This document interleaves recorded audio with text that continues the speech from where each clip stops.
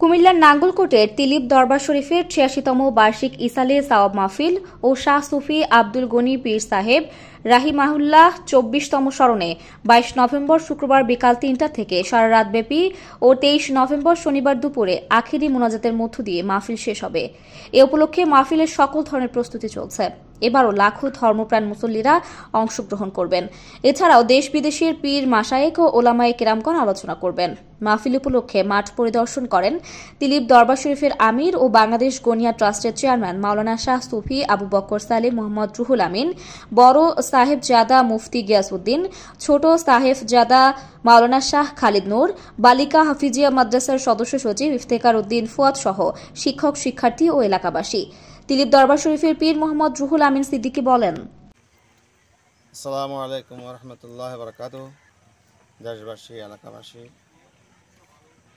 এলাকা এবং দেশের বিদেশে যারা আছেন, প্রবাসে যারা আছেন, আমি আপনাদের সকলের প্রতি আন্তরিক সালাম এবং শুভেচ্ছা জানাচ্ছি যে প্রতি বছরে ন্যায় এই বছরও ইনশাআল্লাহ আগামী ২২ নভেম্বর রোজ শুক্রবার ঐতিহ্যবাহী কুমিল্লার নাঙ্গলকোট তিলিপ দরবার শরীফের ৮৬তম বাৎসরিক মাহফিল এবং মরহুম পীর কুতুবুল আলম আমার আব্বাজান শাহ সুফি আল্লামা আব্দুল গনি রহমতুল্লাহ আলাইহির স্মরণে ২৪তম ইসালে সাওয়াব মাহফিল ইনশাআল্লাহ অনুষ্ঠিত হতে যাচ্ছে।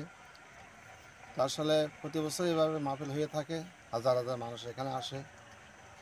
দরবারে আমাদের ভক্ত, ছাত্র, শিক্ষক, অভিভাবক, এলাকাবাসী, দেশবাসী, আমাদের শুভাকাঙ্ক্ষী, হিতাকাঙ্ক্ষী যারা আমাদের দরবারকে, আমাদের প্রতিষ্ঠানকে ভালোবাসেন তারা অনেকে আসেন এবং এবারও আপনারা আসবেন।